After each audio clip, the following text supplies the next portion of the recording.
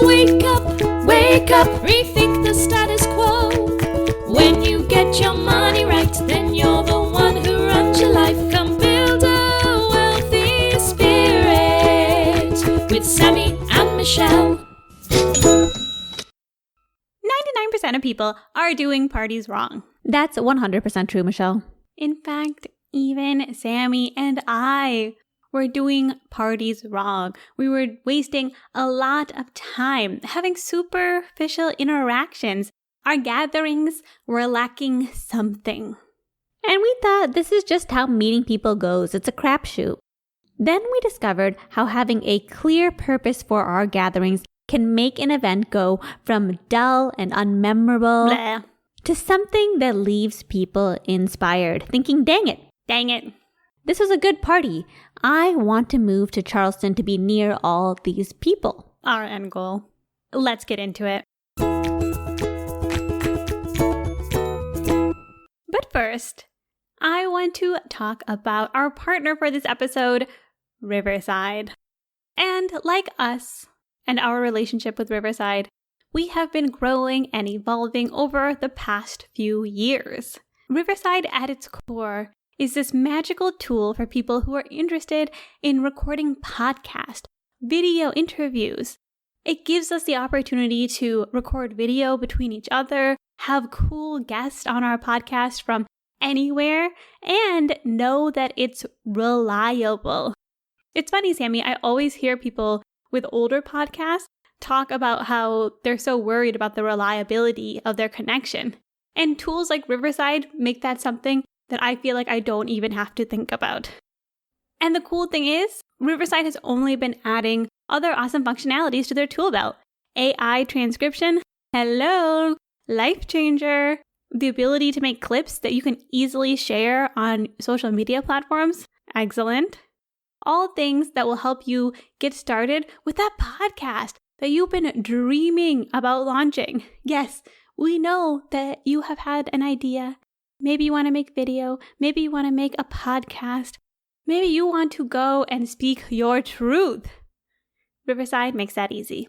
Use the link in our show notes to get started today. Now back to today's topic, creating a purpose for your party or gathering. Sammy, I am so excited about this topic because here's the thing. Sammy and I, we've been enjoying hosting events, meeting new people, hosting gatherings. So through many recommendations, we picked up Priya Parker's The Art of Gathering. Something simple but powerful she speaks about is making sure you have a purpose. And we're going to dig into that today because it blew my mind. I was not expecting to have so many insights. I was pulling up my notes pad. I was writing things down. I was so excited. And I said to Sammy, this is something we need to talk about. We have to start with what is purpose. And there are many parts to what purpose is that we will delve into.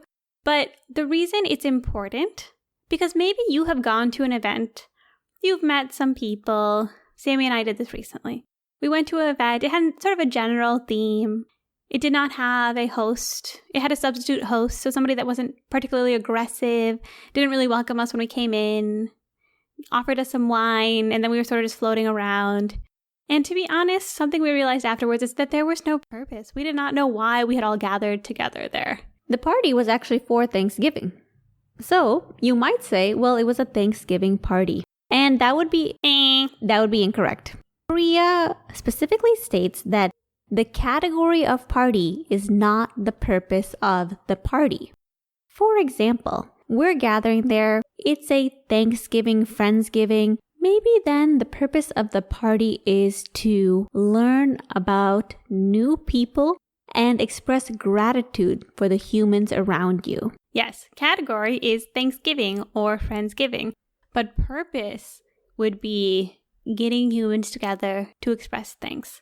She would probably say that's still too general, but it's a starting point. The purpose is the goal of the party. It's what we want everybody to get out of the party. And if the goal is to connect with new people around you and express gratitude, then maybe putting in icebreakers or cards to help facilitate this helps get deeper into the purpose of the party.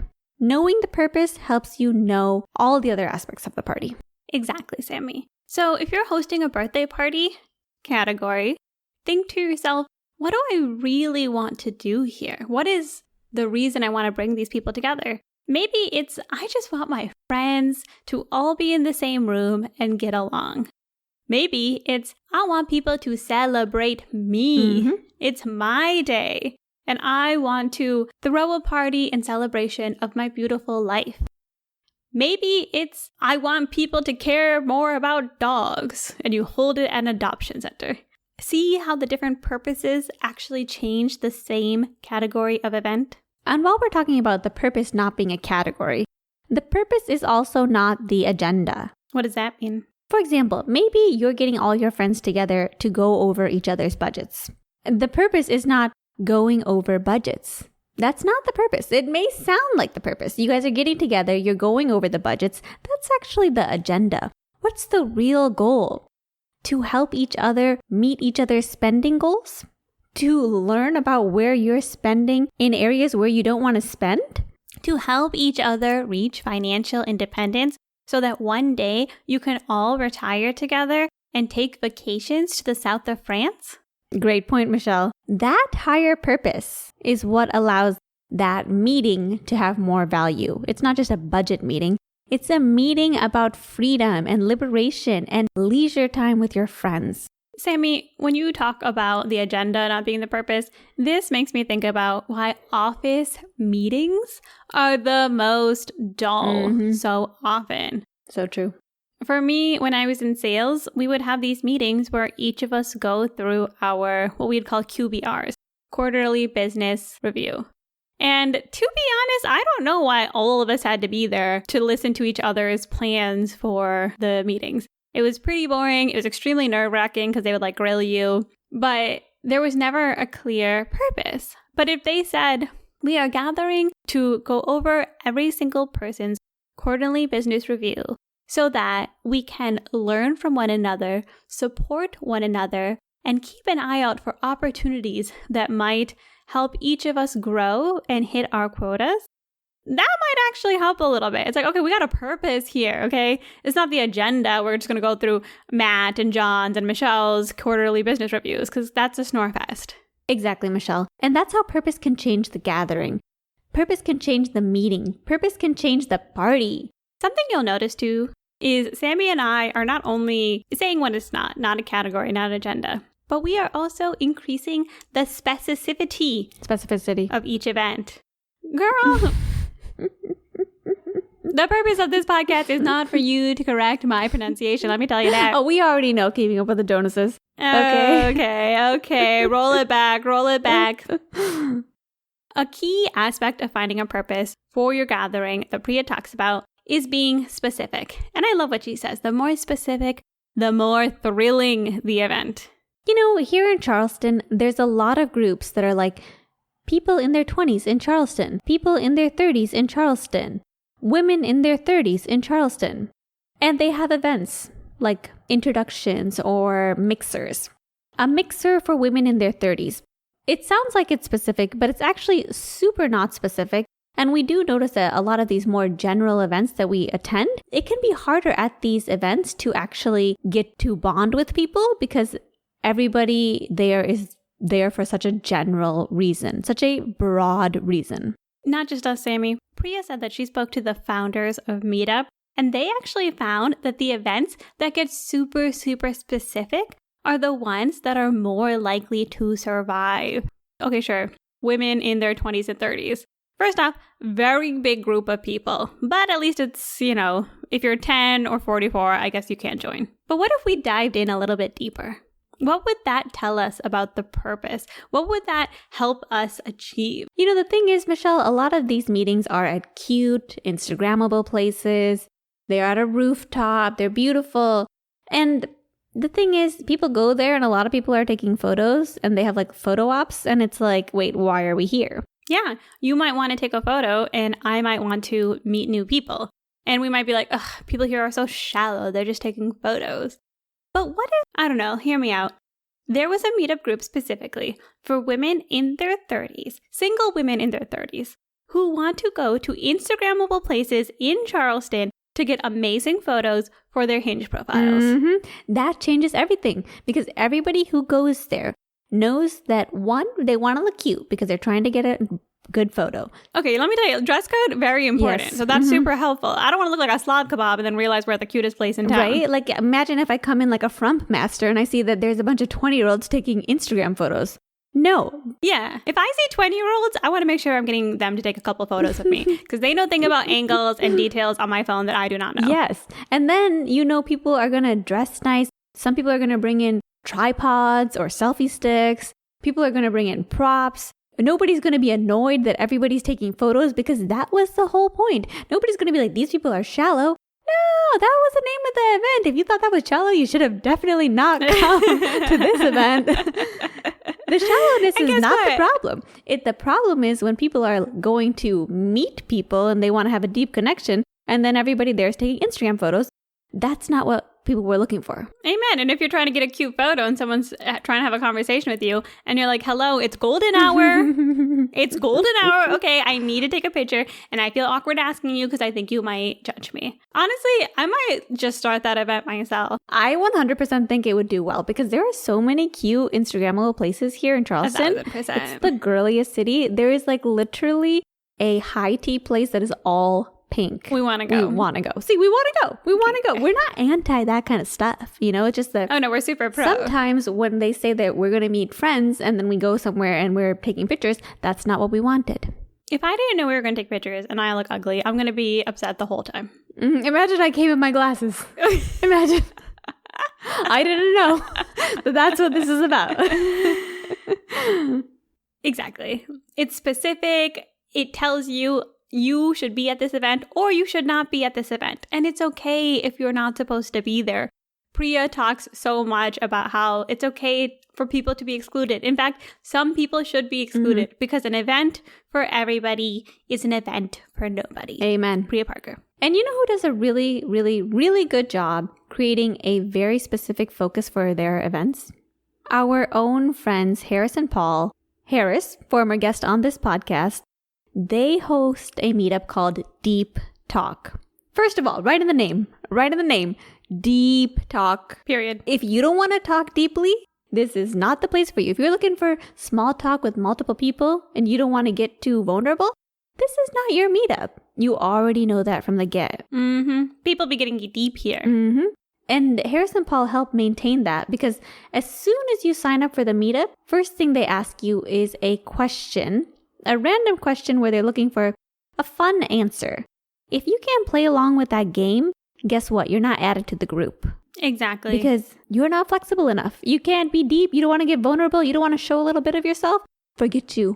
Yeah. And the reason they do these things is because they have a purpose. If I was to take a stab at what that purpose is, it's to create a safe space for people to have intimate conversations deeper than your average social gathering, where they will be prompted and encouraged to speak on topics that may be a little bit off the wall. And the thing about Harris and Paul is they do a lot of stuff to ensure that that is the purpose of the meeting. They limit the number of attendees, including us. We love to go to Deep Talk, but we know if we don't sign up in time, we're going to be cut because there's only a certain number of people that can be there because that fosters the intimacy of the group. Yeah, despite the fact that we are friends with them, we will also get waitlisted because back to this idea of how your purpose shapes every decision, they only want about 12 to 13 people there. If there's 30 people there, we can't all gather around a table. Not everyone is going to get a chance to speak. It doesn't really foster a sense of security because you can't really know for sure whether or not 30 people are going to be a safe space to talk. So they are able to curate how we sit, how we appear, how many people come to the event based off of the bigger purpose. Exactly. And at their event, everybody sits around a nice big table in a cozy room, which also helps foster communication. It's not like half the people are on one side of the room, half the people are on the other side of the room. In fact, prior to them hosting the meetup, it used to be like that. But then they changed it so that it's a more localized area where everybody is sitting so that everybody can connect more deeply. Exactly. And Sammy, we do have to talk about one part of Priya Parker's formula for figuring out the purpose of your event that I know you're not a huge fan of. And that is, it should be disputable. Look at the word. It's like, how can I not have a problem with that? Disputable means people can disagree with it. People can argue with it. People can say, hey, I don't know if I feel the same way. Disputable, spiky. I see where she's coming from with the disputable, because she is saying that if it is a type of party where nobody's going to have an issue with it, probably it is too broad, it's including too much, and it's not going to be very exciting. Exactly. Back to our example of the 20s and 30s groups. Okay, yeah, it's a little disputable because if you're not in that age range, you could be like, hey, why don't we include people in these other age ranges? And I'm sure there's people who are like, I just turned 40, how come I can't be in it? Or I'm 19, but I'm very mature. Oh, I'm sure. Disputable. And you know what? I'd be curious to know how the event holders hold those boundaries. It's probably difficult because it's a pretty big group, but also because it's a big group, you go somewhere, you want to meet people in their 20s and 30s. If I go to an event and I'm like, I want to meet people in their 20s and 30s, and I meet somebody who's 19, I'm going to be like, okay, I wasn't expecting to speak to someone who's entering the next stage of their life that honestly, I sort of lived through that. I wanted somebody to maybe give me guidance or to commiserate. I didn't want to mentor somebody. That might be true in a different situation, but that's not why I came to this event. And so a meeting for people in their 20s and 30s may be somewhat disputable, but honestly, it's not disputable enough. It would be better if it was even more specific, because that will usually bring people who have even more in common together and build deeper connection.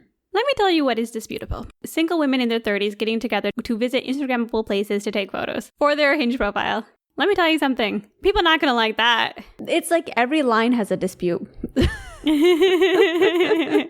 But this is my thing with it. I do understand where she's coming from. Disputable probably means better party because it's going to be even more on point.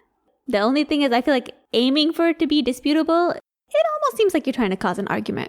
My cutie is a pacifier. She wants peace in the world. Is it a crime? It's not a crime, but it's not thrilling, to quote Priya Parker.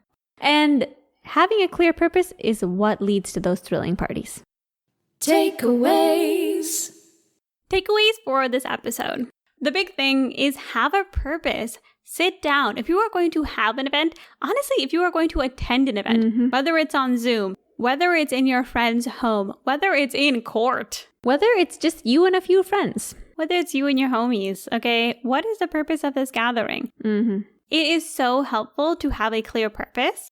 And you do that by, first off, making sure it's not just a category. This isn't hang out with my homies. This is an opportunity to get to know my friends that I have known for years on a deeper level, specifically focusing on our interest in Dungeons and Dragons. 2, it's also not an agenda. The purpose is not a list of things that's going to happen. What is a purpose? It's specific. It's the reason you are getting together. And you know what? Start broad if you need to. The purpose of me and Sammy meeting today right now is so that we can record our podcast. That's kind of the agenda. That is the agenda. Good point. Good one. Good example. I caught myself. Okay, the purpose of this podcast is to share what we learned reading Priya Parker's book From the Art of Gathering. Deeper. Specifically around purpose. Even deeper. The purpose of our meeting today is so that we can connect with the people who listen to this podcast and are interested in fostering community within their own regions so that they can go deep, throw parties with a purpose, and achieve their goals that they have been striving for their entire lives. Amen. We gathered here so we could tell you about what we learned about how to have a really, really specific purpose for your party, because we have found that has transformed our own parties. Yes, and there's so many benefits to having a purpose. It tells you how to act at the gathering, what to wear. Do I need to dress up because this is an Instagrammable event? Do I need to read something ahead of time? Do I need to make sure that I'm going and listening to people because I want to foster relationships? Having a purpose tells you everything from the size of your room, the number of people you invite, even whether or not you should serve your dishes paper or porcelain. And it tells you who's invited / who's not invited, who is not part of this gathering. It may seem cruel, but exclusion actually allows for deeper connection and more thrill in the party as well. You know something I was thinking about, Sammy? I think it's super helpful to think about what the purpose is of your own event. I also find that now I'm thinking about the purpose for every event that I attend. What is my purpose for being there? Yeah, what is it? I think, we go to so many events together, but we have different purposes sometimes. I feel like maybe we should share our purpose with each other before we go. We might go to Deep Talk, and I might say, hey, my purpose is to deepen the relationships with the people I know. And your purpose might be similar or different. It could be to meet new people and learn more about those new people. Maybe your purpose is to eat free food. In which case, I would be like, hey, Sammy, how about you have a second helping of the mashed potatoes? We could really support each other in our journeys. And thinking about my purpose when I attend events makes me also appreciate that usually I am trying to get to know people deeply. And sometimes I do find that I'll have a superficial conversation with someone at a party because I'm not prepared to ask questions that would dig deeper. So if I'm trying to form deep connections and deep relationships, then maybe attending a party with some deep questions in my back pocket would help me achieve my purpose for that party. I'm going to open more conversations with, do you think we're living in a simulation? And that's great for you because you're kind of conspiratorial. For me, I find that question a bit, it's okay, but who cares? Who cares if we're living in a simulation or not a simulation? Either way, we're doing the same thing. And you know what? That would tell me a lot about Sammy. It would probably tell you everything you need to know. Community time. Before we say goodbye, it's our community time. And we have so many shout outs. First, Kevin had a comment on Michelle's comment about Venn diagrams being erotic. He said that if she's finding Venn diagrams erotic, that might be a sign to increase her dating bounty. Kevin, I just want you to know that sometimes having a specific interest... The bounty's completely off right now. Maybe that's what's really going on. Maybe I am trying to attract more people who think a Venn diagram is sexy. Like my Sam right here. I did not say Venn diagram sexy. I said Venn diagrams are great and very functional. Sexy is not what I would say about a Venn diagram. Wow. Tells me a lot about you. But you could find a gathering with a very specific purpose of finding Venn diagrams sexy, and I think you would meet your people. I think if I had a meetup, Venn diagrams are sexy, I would get not a large population, but a very specific population that I would enjoy spending time with. That population would think that you're not rotund enough. Ding, ding. Shout out to our mom. She says, they're back, baby. Natalie commented on our Build the Wealthy Spirit page. BuildAWealthySpirit.com. If you are looking to interact with other members of the community, that is the place to go. Natalie said, listening to your podcast was like hearing someone read off notes I should have been taking during our awesome campfire experience a couple of weeks ago. Grateful for you too and the positive messages you are spreading about our community, and thanks for the shout out. That was a nice surprise. Did I mention I blushed at hearing my name even though I was in the car by myself at the time? Love your podcast. Thank you, Natalie. Double shout out because you commented on our page. I love that you're blushing in your car too. That's when I hear myself, if I get a shout out on a podcast, I am the exact same way. You just have this moment where you're like, oh my gosh. And you're alone because you're listening to a podcast likely by yourself. At least that's how I do it. And it's super exciting. And I'm happy that you shared that moment with us, Natalie. Not gonna lie, I sometimes blush listening to our own podcast in the car by myself. And I'm like, I already know what's coming. I edited this thing for hours. But sometimes it catches me by surprise as well. I know those sexy Venn diagrams are making you blush. Definitely, I'm laughing to myself listening to my own podcast. That is pretty sad. Sad, but if you think you're funny, honestly, you should just create a podcast so you can laugh with yourself all the time. Shout out to some of my friends on Twitter. Alani shared a screenshot. We're his top 3 podcasts. It's Joe Rogan, then us. Which Joe Rogan has the most popular podcast of all time. So I feel like that makes us number 2. That's a pretty big... Need we say more? We won't, legally. Jeremy Jin, Papa J. He actually tweeted something about love languages. This really cute story about how his wife shared on Facebook that she appreciated that he had started her car when it was cold, did these acts of services for her, which is her love language. And then she gave him a shout out, and words of affirmation is his love language. And I commented, I said, I love to see this in action. And he actually said he loved our most recent love languages episode. He's been listening to the podcast. So shout out Jeremy. I love that. That is so cute. I know, super cute. It inspires me. You know, it's like... It inspires me to inspire you to make a tweet about how I meet your love languages. I thought your love languages was gifts. No, me meeting yours. Yeah, but yours is gifts. Mine is words of affirmation. Mine, second one is words of affirmation. Okay, well now all of a sudden it's everything. How about I give you a gift telling you how much I appreciate you? That works. That works better. I'm not going to lie. Okay. There we go. BuildAWealthySpirit.com. Purpose. Have you thrown a gathering recently and you had a specific purpose in mind? Or looking back, do you have a purpose that you would now attribute to it? Or are you throwing a gathering and you want to put a purpose? BuildAWealthySpirit.com. We want to hear about it. And most importantly, be sure to join us next time as we put down the rulebook and we rethink the status quo.